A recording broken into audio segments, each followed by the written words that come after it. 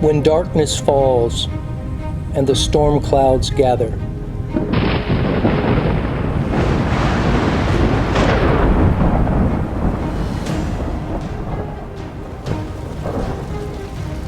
when the fiery trials threaten to leave nothing but ashes, the real question in life is not why do the righteous suffer, but how should the righteous suffer?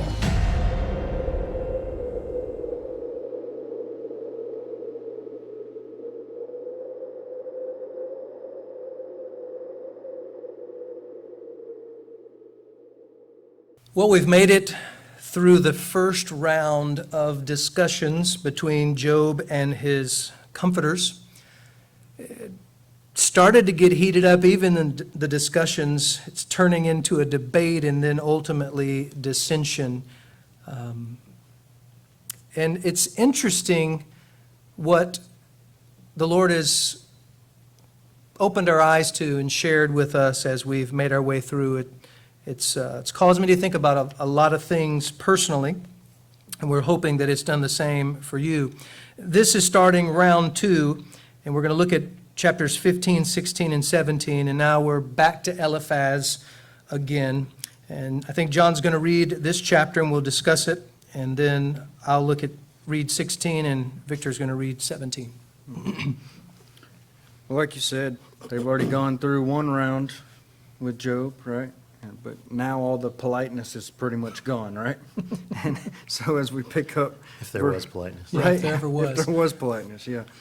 So as we start chapter 15, it says, Then answered Eliphaz the Temanite and said, Should a wise man utter vain knowledge and fill his belly with the east wind?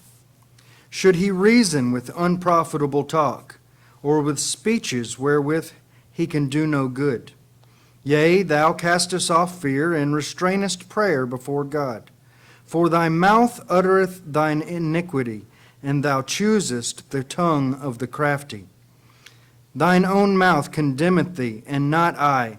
Yea, thine own lips testify against thee. Art thou the first man that was born? Or wast thou made before the hills? Hast thou heard the secret of God, and dost thou restrain wisdom to thyself? What knowest thou that we know not? What understandest thou which is not in us? With us are both the gray-headed and very aged men, much elder than thy father. Are the consolations of God small with thee? Is there any secret thing with thee? Why doth thine heart carry thee away? And what do thy eyes wink at? That thou turnest thy spirit against God, and lettest such words go out of thy mouth. What is man, that he should be clean? And he which is born of a woman, that he should be righteous? Behold, he putteth no trust in his saints. Yea, the heavens are not clean in his sight. How much more abominable and filthy is man, which drinketh iniquity like water?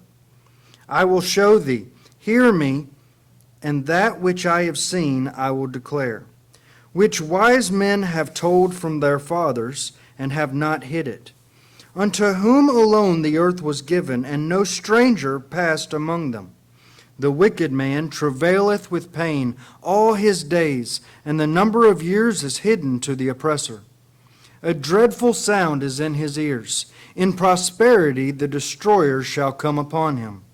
He believeth not that he shall return out of darkness, and he is waited for of the sword. He wandereth abroad for bread, saying, Where is it? He knoweth that the day of darkness is ready at his hand. Trouble and anguish shall make him afraid. They shall prevail against him as a king ready for the battle. For he stretcheth out his hand against God, and strengtheneth himself against the Almighty. He runneth upon him, even on his neck, upon the thick bosses of his bucklers, because he covereth his face with his fatness, and maketh collops of fat on his flanks. And he dwelleth in desolate places, and in houses which no man inhabiteth, which are ready to become heaps. He shall not be rich, neither shall his substance continue. neither shall he prolong the perfection thereof upon the earth. He shall not depart out of darkness. The flame shall dry up his branches, and by the breath of his mouth shall he go away. Let not him that is deceived trust in vanity, for vanity shall be his recompense. It shall be accomplished before his time, and his branch shall not be green. He shall shake off his unripe grape as the vine, and shall cast off his flower as the olive. For the congregation of hypocrites shall be desolate, and fire shall consume the tabernacles of bribery. They conceive mischief and bring forth vanity, and their belly prepareth deceit. We see some more retribution theology here, don't we? A lot. He starts out there in verse 2, basically telling Job again, Job, you're a windbag, right? You're just a big old bag of wind and got nothing really to say here. And they've all had that issue with Yeah. him. Just about everyone that's spoken has said they had an issue with what Job's saying. That's their big thing. You know, nothing you're saying is profitable, just vain knowledge, you're full of hot air, you're not saying anything good. Right, You're Job, your speaking words, iniquity and they craft. don't hold any value. Yeah. The only thing they want to hear is, I'm a wretched sinner, I deserve everything that's Yep. happened to me, Lord, please forgive me. Yep. That's it. They don't want to hear, that's all they want to hear. It's like they have, and it seems like that's what this whole conversation is about for them. And you said it in our last conversation, I think it was our last one, where you said it's like an interrogation tactic. You know, they're just pressure, trying to get, okay, I'm guilty, I did it, kind of a thing. But so, like you said, they're looking for him to just spill the beans, say, look, this is what I've done wrong, and he's not doing that. They're looking for his words to match his Their actions, right? theology. Their theology, right? Or their idea of whatever They're he's trying done to wrong. convert him. You know, and I don't think they have the capacity to do anything else. I don't think they have the wherewithal to step outside of their Yeah. theology and really put themselves in Job's place. I think, you know, not that they would be able to truly experience what Job experiences without actually going through it, but they don't have the facility to say, before I pass a judgment, let me really try to understand, let me really try to put myself in his place. They haven't done that. That's true. Well, To they're this looking- point, I haven't heard one of them say, well, let me, you know, if I were in your place, if I had lost, if I had, you know, I haven't heard one of them say anything like that. Well, they're looking to condemn Job through his sin. But Right. we know that he's blameless. So Right. there's no sin there. So the only thing they condemn him through is through his words.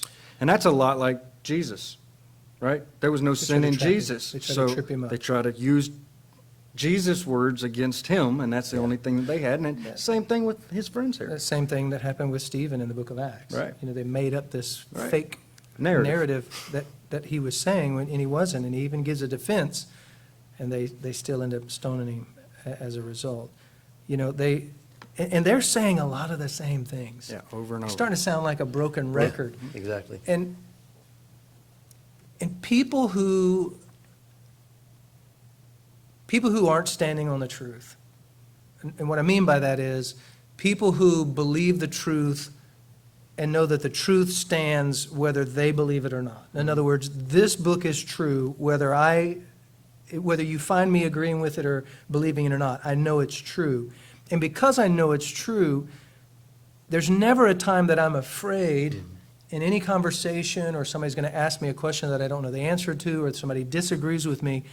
I don't have to defend this book. Yeah. Right. And I see a lot of people like these three guys who they want to put on this appearance that they are absolutely sure in what they believe. And they've got their little talking points and they got their little pet scriptures down and they're ready to do, and they just keep bringing that same thing up. Because these guys can't take, you know, it just popped into my head, was that There's some movie where the guy's like, you can't handle the truth. Yeah. But it's almost that way with them because of what they believe. Their belief system has pigeonholed them so that a lot that's out in life don't work for them.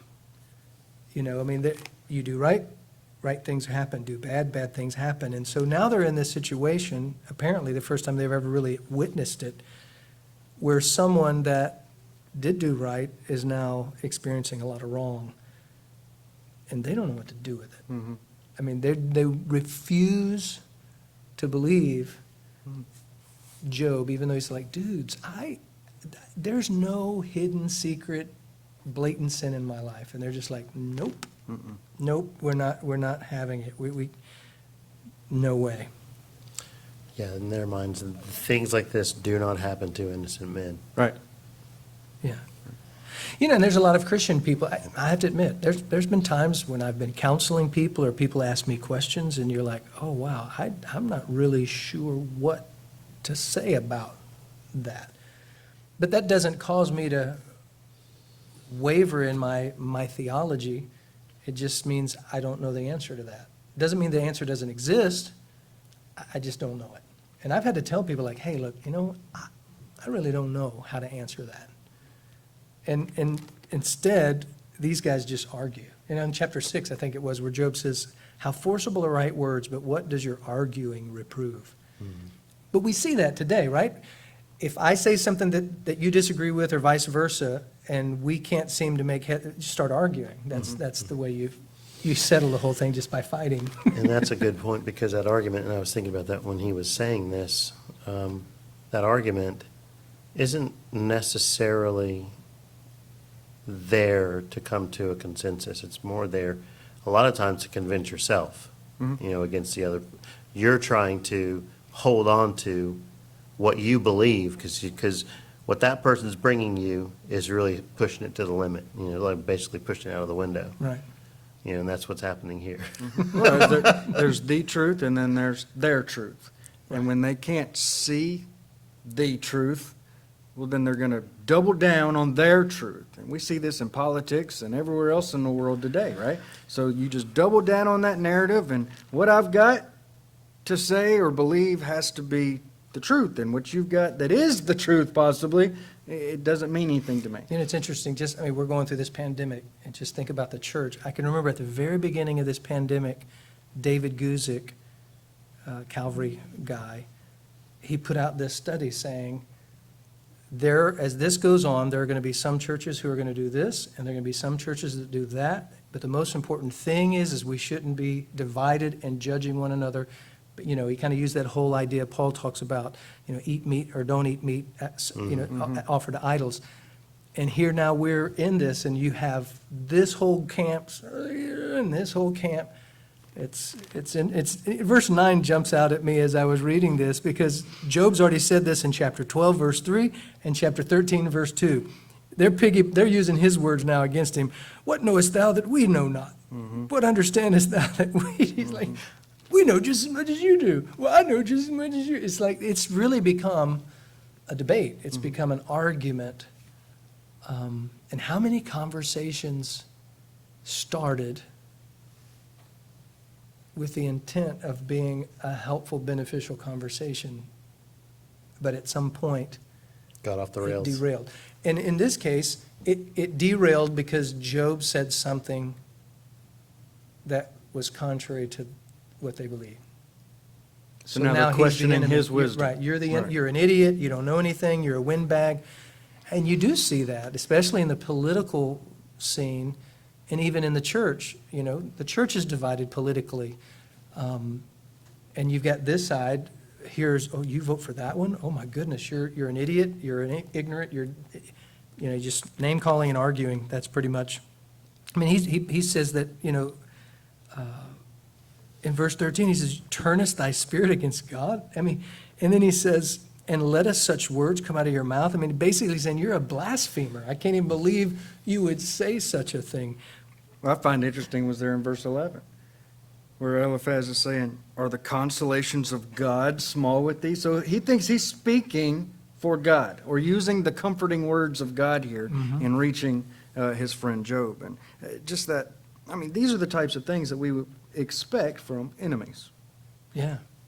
And these But are these are his friends, there to comfort. And Well, they came there, obviously now, waiting for Job to just, like you said, spill the beans about all the stuff that he's done and why he's in this situation. And that's probably what they were for 7 days. They're sitting there in silence, waiting to hear him say, I did guys, it. Yeah, right. guys, I'm having an affair, or I've been stealing all this time, or I'm a I've- fraud, or whatever. They're- murdered somebody. Right. They're expecting the worst. And Job's like, And Job's like, that sends them. They're just kind of, their brains are broken. Just kind of hit me thinking about that. yeah, I mean, verse 34 and 35, he accuses Job of being a hypocrite, of being involved in bribery, being a troublemaker, this guy that conceives mischief, and a liar. he puts them in the category of And you- wicked. Yes, but it's one thing for them to sit and go, look, Job, you might not even know what your sin is, but there has to be a sin, because we all know that bad things happen to sinners. It's another thing to go, and like he says in verse 28, no, not 28, verse 25, you're stretched your hand against God, you fought God, you're a blasphemer, you're this, they're just going down this litany of all the things that wicked people do. And maybe they're just trying to keep poking until they hit the sore spot. I don't know what. Well, you remember in the previous study, I believe it was, when Job used the analogy of the tree and the sprouts, how that even a dead tree could still sprout new growth, new life. Eliphaz kind of pokes his finger in that wound here when he gets to verse 30, and he kind of like, look, he used that same type of analogy, and he's like, yeah, but even when those sprouts spring up, because you're so wicked, God's going to burn those away. Yeah. He basically says, yeah, you were prosperous for a short period of time, but we all know that, the wicked don't prosper for Right. a long period of time. Yeah, because you're wealthy, you must be wicked and just overwhelmed by sin, and so that's why this is happening to you. Not very helpful. Yeah, not at all. So chapter 16, then Job answered and said, I have heard many such things.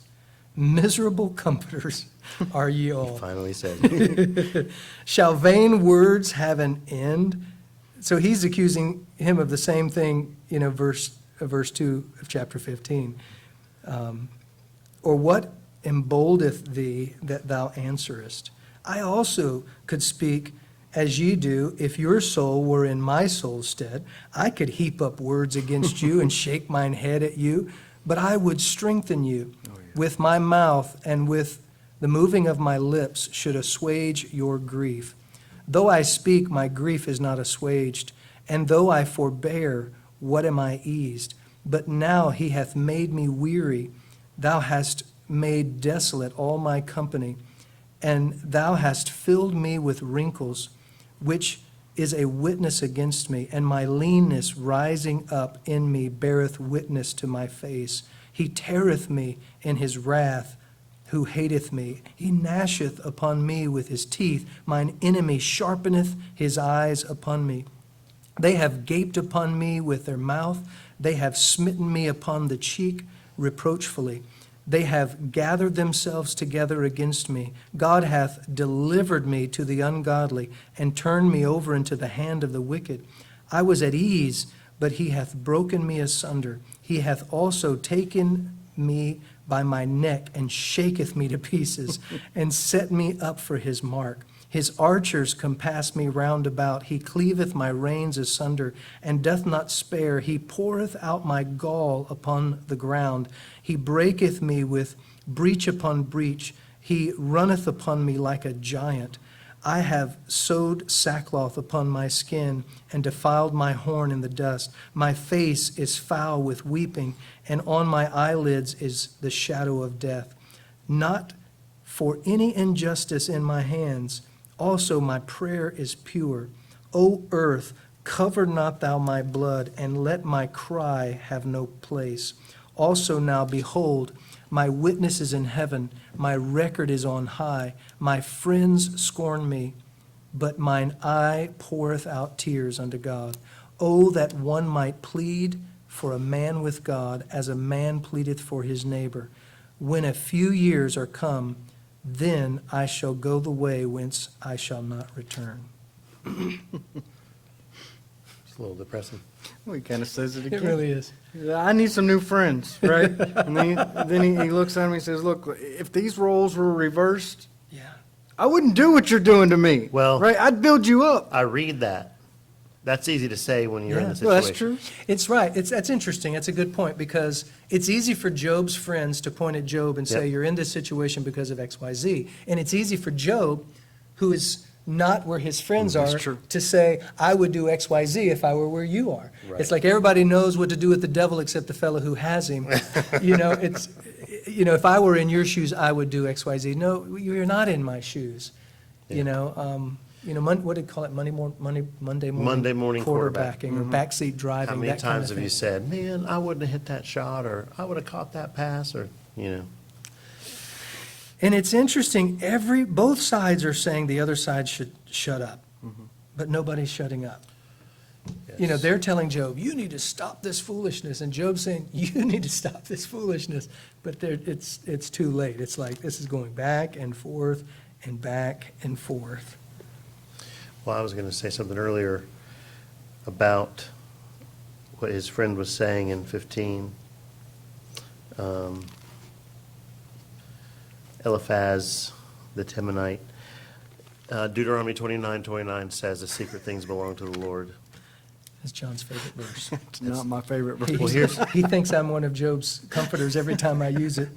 I share it with him all the time, and he's like, And I thought about it when you talked about that point in counseling where you can say, I don't know, I don't have an answer. It's like, well, the answer is trust God. Trust that God knows all. We don't. And by the grace of God, we don't, because we couldn't handle it. Those Yeah, are easy that's a words good- to say when you're not going through what that other person is going through. right, if God's not providing an answer, Mhm. then it's not meant for you to have that answer. Right. For whatever reason, At the time or only ever. God knows, right. But you can apply that to any, because we're all going through something at some point, to some degree. You can apply that to every situation that you don't have an answer to. Secret things belong to the Lord. He tells you plenty of things that you can do, that you do know, that we do know. Trust in the Lord with all your heart is one. Lean not into your own understanding. In all your ways, follow him and he'll direct your paths. So he may not direct your paths, and normally he doesn't necessarily direct our paths. It doesn't direct our paths with where our flesh wants to go, but he directs our paths right. So when we don't have the Yeah. answers, we need to stand on the truths that we do know, Yeah. with the answers that we've already been given. Yeah, and like you say, hopefully, we're doing that every day, regardless of how severe whatever it is we're going through. Hopefully, every day we're doing that in the most minute circumstances, so that when the big ones come, we've already practiced that. Yeah, this whole thing, especially when Job says, look, in verse 4, I could do what you're doing. If you were in my soul's stead, I could heap up a bunch of words against you, and I could shake my head at you, but I would, and like you said, he doesn't know exactly what he would, but this is what he thinks. I would strengthen you, and I would try to assuage your grief. So I would try to strengthen you and comfort you, which reminds me, I think I mentioned it in our last study in 1 Corinthians 14:3, he that prophesieth, does so for edification, exhortation, and comfort.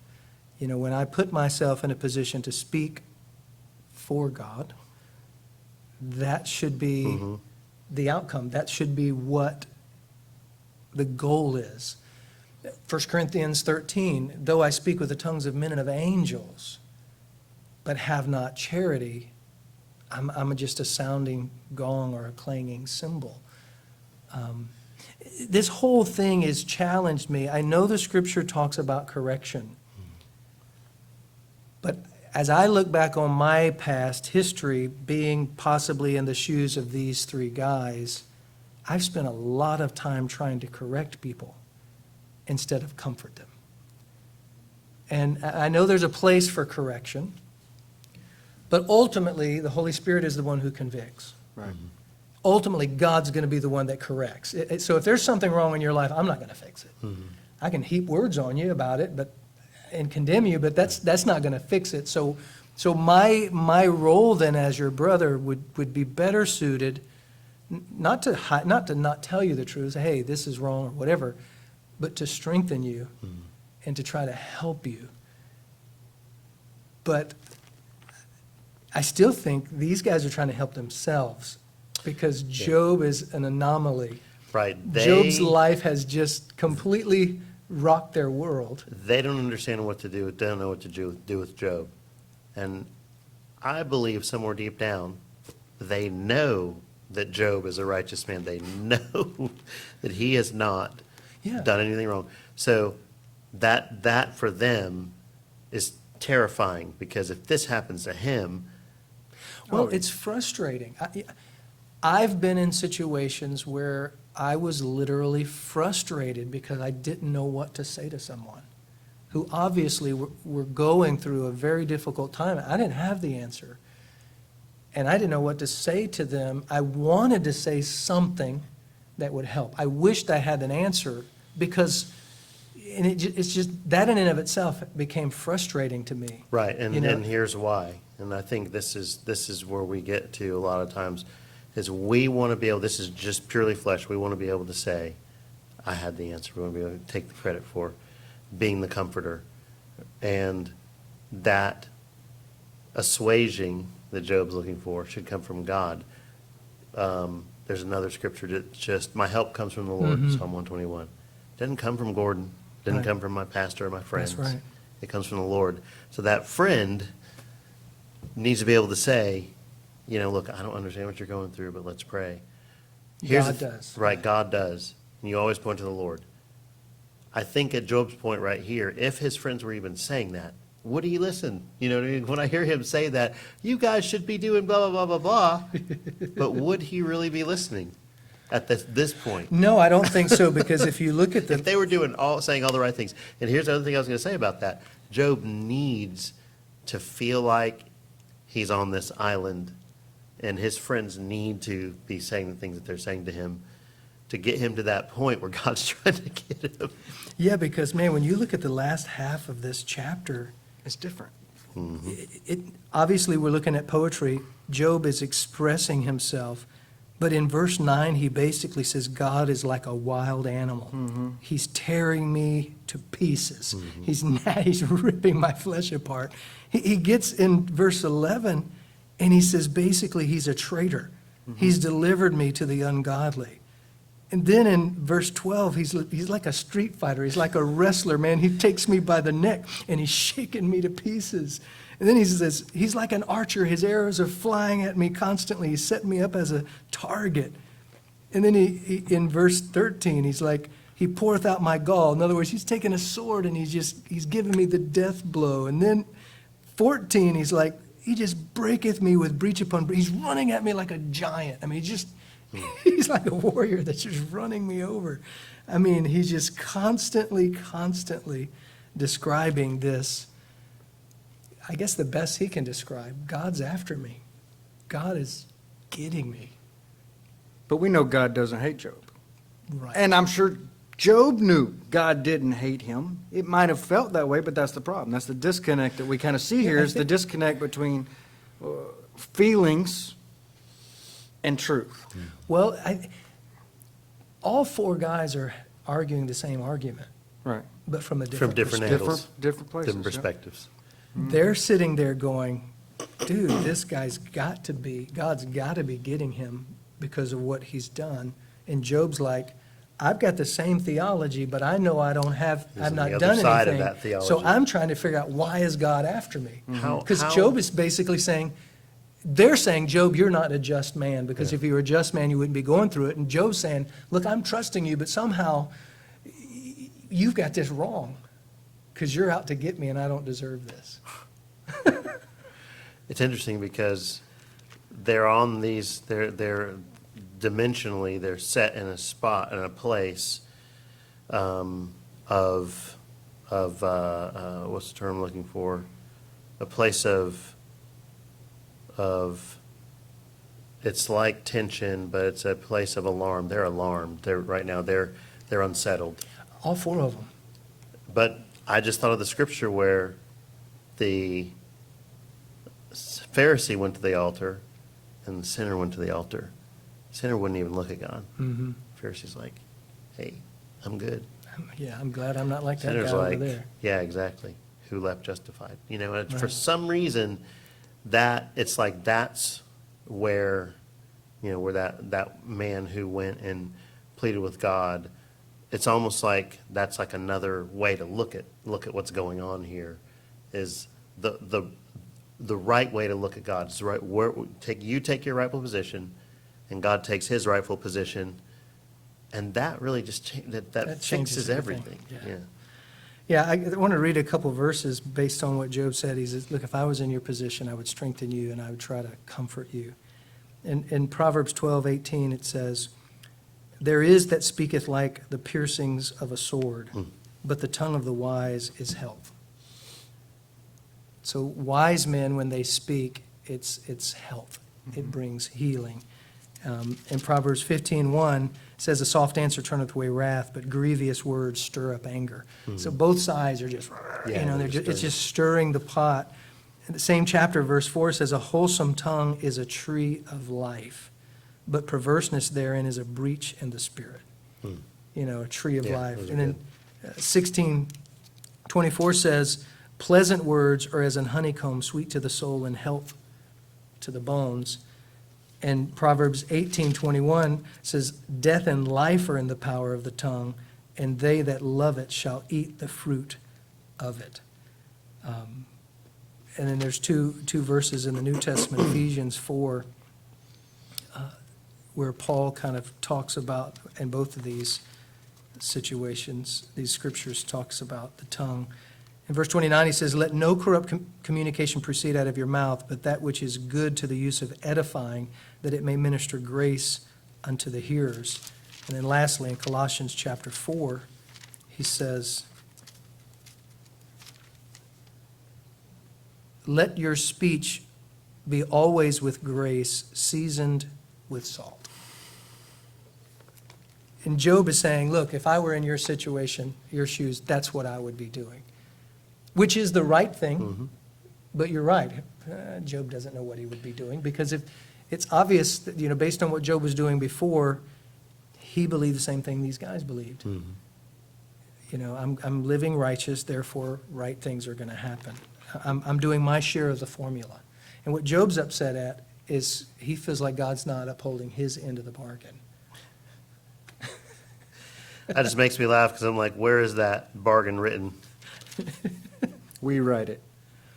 That's exactly right. And then in verse 21, wow, he cries out again. It's so neat that Job, this being the oldest book, Yep. inside him, he knows, he says, oh, that one might plead for a man with God as a man pleadeth for his neighbor. He says, I need Jesus. That's exactly what, he doesn't know that's what he's saying, but that's exactly what he's saying. So in Proverbs, you mentioned there was one where it talked about the words of a wise man. Which one was that? Bringeth health. Was that chapter 12? I think it's 12:18. Let me see. Yes, Yeah. 12:18. Now, I think of, what I'm thinking is, if that truly wise person that understood, that knew what God's word fully, what we have, not saying that we're wise, and not even, Right. but the fear of the Lord is the beginning of wisdom. Right. So the definitions of that wise use of the word, a skillful in technical work, wise in administration, shrewd, crafty, cunning, wily, subtle, learned, shrewd, prudent, wise, ethically and religiously. If that person were sitting there, I don't know if they would have talked yet. I think they might wait for A Job. truly wise person. Yeah. think they might wait for Job to just get it all out. You know what I mean? Yeah, because God's ultimately going to get to the heart of the issue Yeah. eventually as we continue studying on. But right now, Job is just, He's wore out. he's expressing, he's trying to put in words what it feels like when you lose all that you have, you lose your health, your mind is tormented, you don't get any sleep. He says, my eyes are like shadows. I mean, he's got bags under his eye. I mean, how do you expect somebody in that condition to talk? Well, and it just hit me.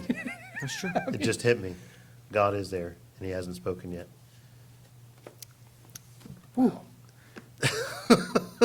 That's a good This point. is true. And this is Not one something. time has No. God said, hey, No. hush. One time, he don't- hadn't chimed right. in yet.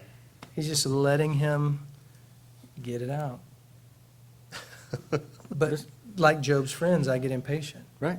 You shouldn't talk like that. Come on, man, cheer up. Come on, or whatever. Dude, do you understand what you're saying?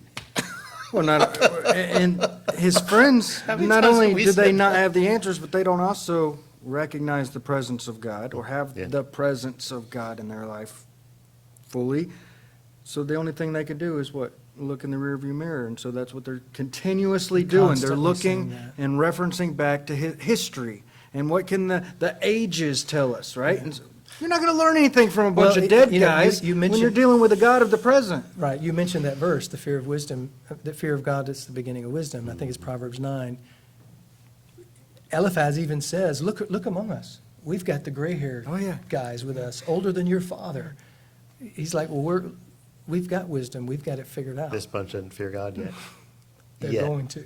There's Yeah. a lesson in itself. Just because And it you're just- old don't make you wise. And it's just hit me. I love this study. There's a lot of things that I question God about, but I haven't feared him in that situation yet. He hasn't spoken yet. Mm. So I need to shut up. 'Cause I've talked a lot. We do. Right. And we have that. With nothing to say.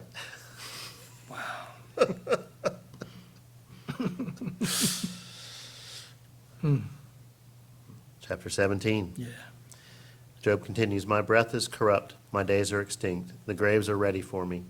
They are not mockers with me, and doth not mine eyes continue in their provocation.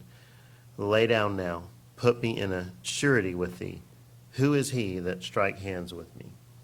For thou hast hid their heart from understanding. Therefore thou shalt not exalt them.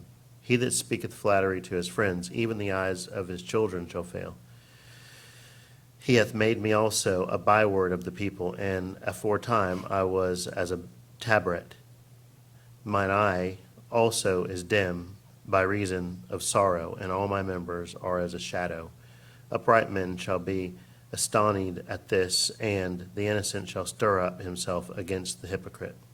The righteous shall also hold on his way, and he that hath clean hands shall be stronger and stronger. But as for you all, do ye return and come now? For I cannot find one wise man among you. My days are past, my purposes are broken off, even the thoughts of my heart. They change the night into day, and the light is short because of darkness. If I wait, the grave is mine house. I have made my bed in the darkness. I have said to corruption, thou art my father, to the worm, thou art my mother and my sister. Where is now my hope? As for my hope, who shall see it? They shall go down to the bars of the pit when our rest together is in the dust. Wow. So right after he's pleading for an intercessor like Jesus to come along, he returns to that hopeless type of speech and talk, He's Life's going, over. Yeah, Life's life's over for done. me. I've got nothing to look forward to. And none of you guys are wise. None of you guys are wise, that's right. You guys don't have any of the It's answers. funny, we were just Oh, man. discussing that. But what I found interesting in verse 8, right there, Job pretty much destroys this whole idea of retribution theology. Well, both sides do. Yeah, well, Yeah. yeah. But he says what? He says, upright men shall be astonished or astonished at this. So people are going to look at this, at me, at my situation. They're going to say, Job didn't do anything wrong. And this is going to blow their minds. Yeah. And so that takes this whole retribution theology, good things only happen to good people and bad things always happen to bad people, and just throws it right out of the picture. Well, yeah, and Eliphaz, and on one hand, he's saying, Job, you're going through what you're going through because you're wicked. And on the other hand, he's like, who can say they're clean? Who can say they're Right. righteous? Who can say they're pure? And I'm going, guys, do you even hear what you're saying? No. Because on one hand, they all say, nobody's really righteous. Right. Nobody can claim to be pure before God. And on the other hand, they're saying, pure people and righteous people before God are blessed. And it's like, well, they can't be both. Well, it's because that hot wind that Job was talking about, them blowing out, not having anything to say, well, it was just blowing them all over the place. And they didn't have ground to really stand on, so their opinions were swayed with each and every voice that speaks up here for Job, or to Job. But with their belief system, and much of what you find in the church today is the same. It's really designed, and this is going to sound kind of crazy to some, it's designed in a way so you really don't need God. Take that a step further. Because it removes element of faith, trust, because there's no place for suffering in it. You've removed everything. So if I do all that I'm supposed to do, then God has to bless everything I do, which, if you think about it, puts you in the seat, the driver's seat. Because now, based on that belief system, God is obligated to do X, Y, Z in my life. Now, I'm at command control. So long as I do all of these things, We discussed that in earlier discussions, that's a pagan Yeah. philosophy. Snake bit Paul, well, he's about to die. oop, Paul resisted he didn't this. die, he's God. He's a god. It's just that simple. But Israel tried to put God in a box, oh, we're going to take the ark, we're going to take it into battle, and then the Philistines took it and said, okay, we're going to put it. We're always trying to figure God completely out. Yeah. And the more we try to figure him out, the less we fear him, and the less we allow him to truly be who he is in our life. Right. That, again, the other thing that those guys said on that island when Paul was bitten by a snake, what has he done? Right. He must have He had to done be a something. murderer or something. And I think that's the whole, you must be living right, someone wins the lottery, must be living right. You've heard that Oh, before. absolutely. Hey, he must be doing something right. Look at you. He makes the rain fall on the just and the unjust, Right. the sunshine on the just and the unjust. We just don't know what to do with suffering. We can't handle it, can't handle the truth, like you're saying earlier, we Yeah. can't. And we're not supposed to be able to without God. That's right. Yeah. But it is interesting. I think that the quote of the night for me was, God hasn't spoken yet. Yep. Because he's just letting Job. Yep. Get it all out. Right. I need to let people get it out. Yep.